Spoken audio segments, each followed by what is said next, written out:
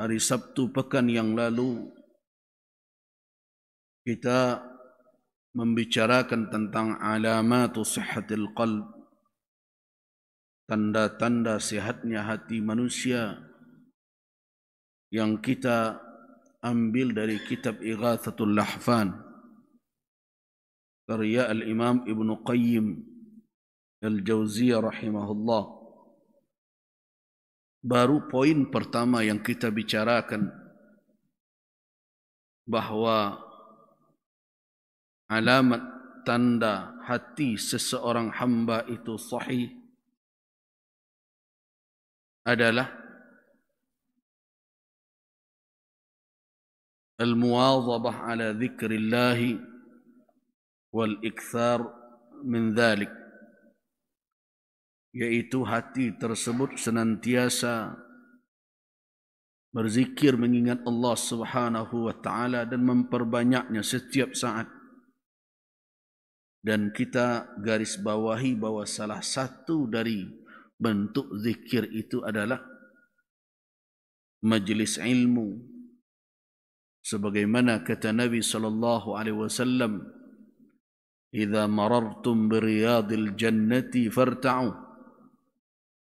Apabila kamu melewati taman-taman surga, maka singgahlah. Apa itu taman surga? Yaitu halaqatul dzikir. Halaqah di mana orang mengkaji tentang petunjuk Allah Subhanahu wa taala, Al-Quran dan sunnah Nabi, dan majlis di mana orang mendapatkan riqqatul qalb, kelembutan hati, karena mendengarkan tausiah dan nasihat yang akan mendorong dia untuk semakin taat kepada Allah Subhanahu wa taala. Itu yang pertama. Yang kedua adalah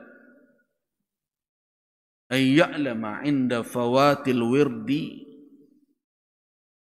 كأن يكون له مثلا ورد من الليل يصلي أو حزب من القرآن أو نحو ذلك, yaitu adanya rasa perih di dalam kalbu ketika seseorang luput darinya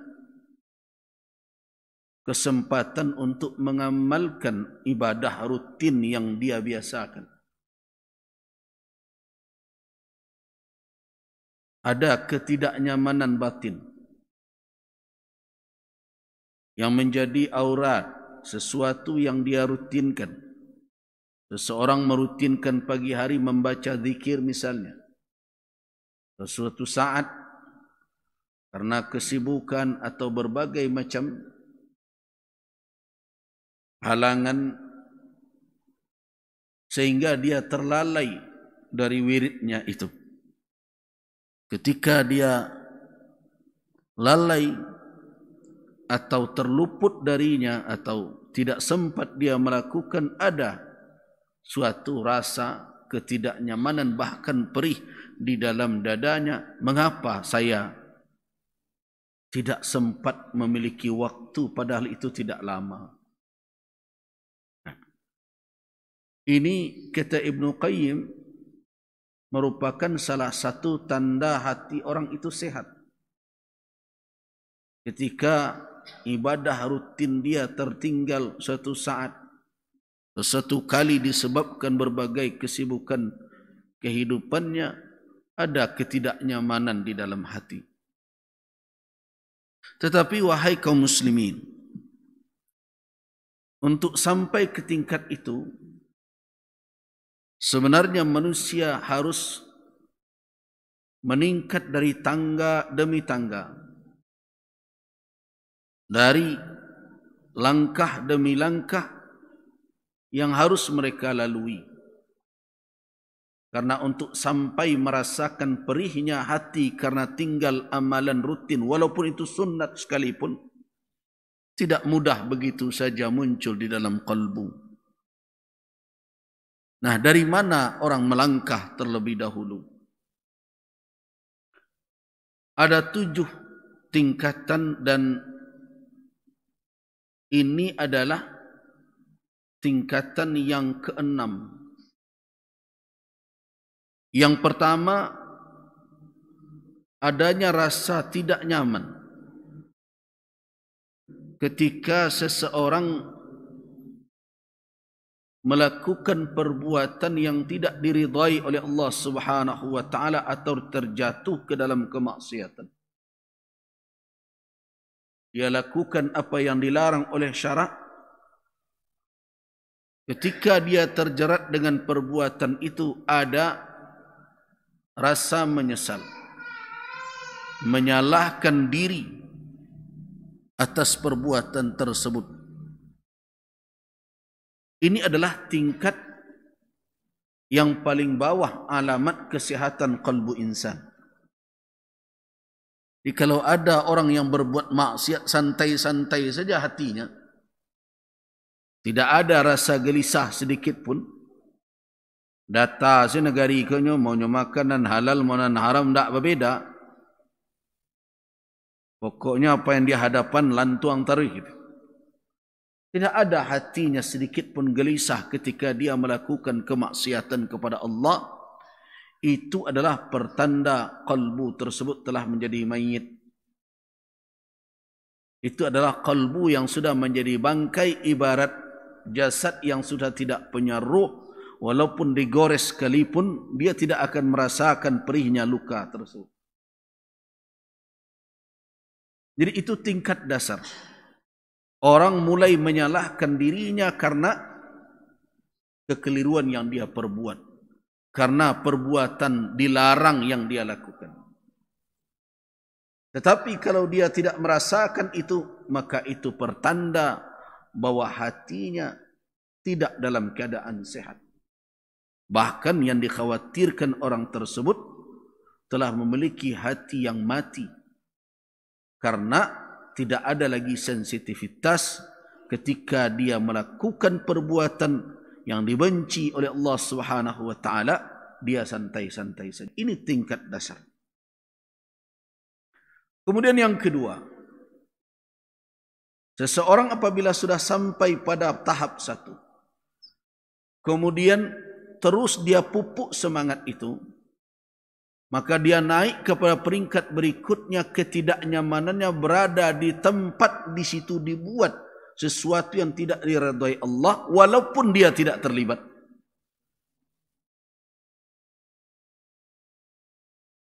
Jadi ada hati orang yang gelisah, saya sedang berada di mana?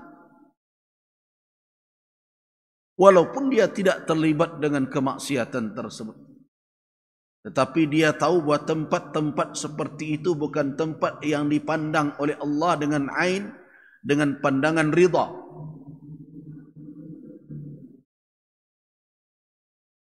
Allah Subhanahu wa taala tidak menyukai tempat yang di sana perbuatan maksiat biasa dilakukan. Karena itu, sebaik-baik tempat di muka bumi ini, afdalul biqa' fil ard mana? Buyutullah.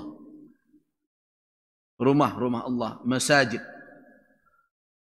Kenapa? Karena itu tempat orang berbuat taat.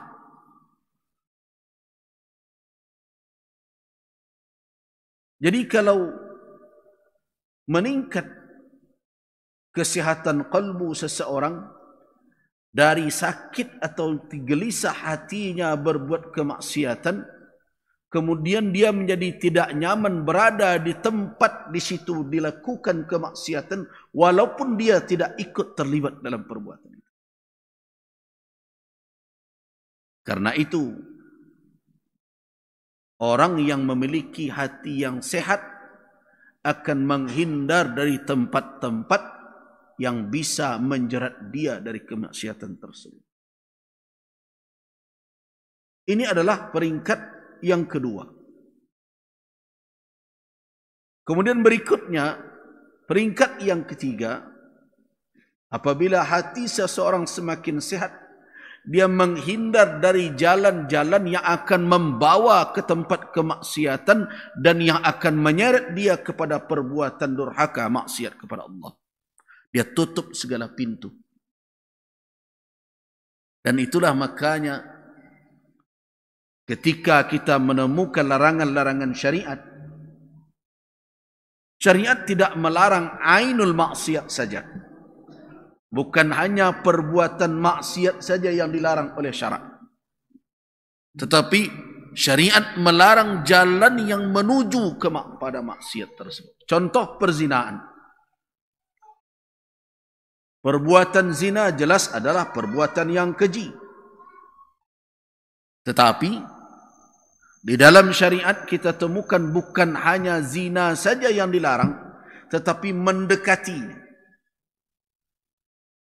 Nah, karena itu, bagi siapa yang pernah mendengarkan ulama mengkaji salah satu dalil di dalam syariat, ketika membahas kajian ilmu usul bagaimana mengistimbatkan hukum, mereka memunculkan suatu dalil dari apa yang mereka perhatikan dari syariat, dari petunjuk Nabi SAW ketika menjelaskan Al-Quranul Karim, dan termasuk juga dari Al-Quran, bahwa apabila ada sesuatu kemaksiatan, maka seluruh jalan yang kemungkinan besar membawa orang kepada maksiat tersebut, maka jalan itu harus ditutup, jangan sampai ditempuh oleh orang yang beriman. Itu yang dikenal namanya dengan saddud dzara'i namanya. Kita ambil contoh perzinahan tadi. Apa kata Allah di dalam Al-Quran? La taqrabu. Jangan dekati. Apa bentuk mendekati zina itu? Di antaranya adalah khalwah, berkhalwat. Makanya dikatakan oleh Nabi, la yakhluwanna ahadukum bimra'atin ajnabiyyah. Jangan sampai salah seorang kamu berkhalwat dengan wanita yang asing, illa wa ma'aha, melainkan kalau ada bersamanya suaminya atau orang yang memiliki ikatan rahim dengannya. Berkhalwat apakah zina? Secara hakikat belum jatuh kepada zina, walaupun nanti ada istilah zina mata, zina ain melihat, zina telinga mendengar. Tetapi kalau kita berbicara zina yang berakibat orang itu menerima konsekuensi hudud, hukuman yang telah ditetapkan oleh Al-Quranul Karim, fajlidu kulla wahid minhuma mi'ata jaldah. Zina yang dimaksud adalah zina yang ma'ruf, yaitu hubungan yang haram, yang tidak ada ikatan, tetapi terjadi hubungan seperti hubungan suami istri. Nah, Al-Quranul Karim, sunnah Nabi SAW tidak membuat rambu-rambu larangan pada perbuatan itu saja. Bahkan jauh sebelum itu, jalan yang akan menuju ke sana saja sudah diperingatkan dan sudah diharamkan oleh syarak. Nah, orang yang memiliki hati yang sehat tidak hanya sebatas melihat larangan itu hanya pada esensi itu saja, tetapi melihat jalan-jalan yang akan mengantarkan dia terjerumus kepada larangan. Jadi hati yang sehat itu tajam dan jernih pandangan matanya ke berbagai hal yang akan membuat dia terseret ke dalam kemaksiatan. Apabila dia menempuh jalan itu, maka hatinya akan mengeluh, akan terasa perih, akan mengatakan, ini bukan jalan yang harus, yang boleh kamu tempuh. Bapak dan ibu-ibu mungkin ingat, ada suatu hadis yang pernah saya jelaskan cukup panjang di dalam pengajian-pengajian kita, tentang hati yang mengingatkan orang ketika mulai menyingkap pintu di dinding jalan yang dibentangkan oleh Allah Subhanahu wa taala. Di dalam hadis itu Allah katakan, Rasulullah sallallahu alaihi wasallam mengatakan, innallaha daraba Sesungguhnya Allah membuat perumpamaan. Islam, apa yang dibawa oleh Rasul ini, bagaikan siratan mustaqima. Oh, belum ya?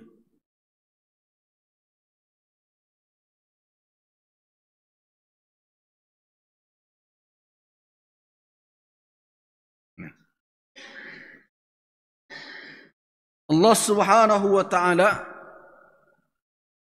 mengumpamakan apa yang dibawa oleh Rasul sallallahu alaihi wasallam. Dakwah yang beliau sampaikan kepada umat bagaikan jalan yang lurus. Nah, kemudian dilanjutkan oleh Nabi sallallahu alaihi wasallam perumpamaan itu, ala kanafis sirat, di kiri kanan jalan yang lurus itu ada suar, ada suran, ada dinding yang memagar jalan yang lurus itu. Itu perumpamaan yang dibuat oleh Rasul sallallahu alaihi wasallam. Perumpamaan itu dari Allah Subhanahu wa taala. Innallaha daraba masala, sesungguhnya Allah membuat suatu perumpamaan, permisalan, siratan mustaqimah, jalan yang membentang lurus, ala kanafis sirat, di pinggir jalan itu ada suran, ada dua pagar, sisi kiri dan sisi kanan. Nah, di pagar-pagar itu lahuma abwab mufattaha, pagar yang berada di sisi kiri dan kanan itu ada pintu-pintu yang terbuka, berarti tidak punya daun pintu. Alal abwab sutur, di pintu itu hanya ada kain tirai murkhah yang tergantung. Nah, kemudian ada da'i, ada yang menyeru ala ra'sis sirat, yang mengajak orang untuk ayo ke sini.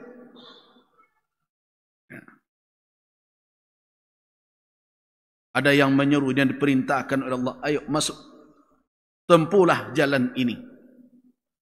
Nah, tetapi ketika di perjalanan, orang yang telah masuk ke jalan itu tidak semuanya memiliki kekuatan untuk menahan godaan menyingkap tirai yang terulur itu untuk mengetahui apa yang ada di sebaliknya. Karakter manusia yang terlampau ke dapetnya mukanya, akulah nanadu di sebalik. Nah, ketika ada yang mencoba-coba menyingkap itu, ada yang berkata, yang berseru, la taftah, hei, jangan dibuka. In taftahu, kalau kamu buka, talij, nanti engkau terjerembab ke dalam. Nah, apa makna dari perumpamaan itu? Rasulullah sallallahu alaihi wasallam mengatakan bahwa jalan yang lurus itu adalah Islam. Dalam hadis lain, Nabi sallallahu alaihi wasallam membuat permisalan lagi, beliau buat garis lurus, kemudian beliau buat pula garis di kiri dan kanan. Nah, kata Nabi, ini jalan yang aku bentangkan. Satu itu saja. Jangan tempuh jalan-jalan lain yang akan membuat kamu menyimpang dari jalan yang benar itu. Kemudian, siapa yang menyeru di awal sirat atau di gerbang jalan itu? Nah, itulah Al-Quranul Karim yang disampaikan oleh Rasul sallallahu alaihi wasallam. Ayo, Dan siapa yang memperingatkan manusia ketika manusia mencoba-coba menyingkap kain tirai yang terulur pada pintu yang tidak berdaun pintu itu, yang terbuka itu adalah apa yang dititipkan oleh Allah di dalam kalbu manusia. Ia yang memperingatkan. Jadi hati yang sehat, lidahnya akan bijak, menyesali, memperingatkan siapa saja yang mencoba-coba, jangankan masuk, jangankan berada di ranah atau di area perbuatan maksiat, mencoba untuk mengintai, melirik mata ke sana saja, mencoba menyingkap saja, maka hati yang sehat akan berkata, la taftah, jangan kamu buka. In taftahu, jika kamu singkap itu, talithu, kamu akan terjerembab ke dalamnya, kamu akan masuk ke dalamnya. Itu alamat hati yang sehat. 3 tingkatan awal terkait dengan kemaksiatan. Mulai dari sakit ketika dia terjatuh ke dalam maksiat, dia tidak nyaman ketika berada di tengah-tengah tempat di mana di situ kemaksiatan dilakukan, dan yang terakhir hatinya akan berkata kalau sempat dia melangkah ke arah atau menempuh jalan yang menuju kepada kemaksiatan. Coba periksa diri kita. Apakah seperti itu hati kita?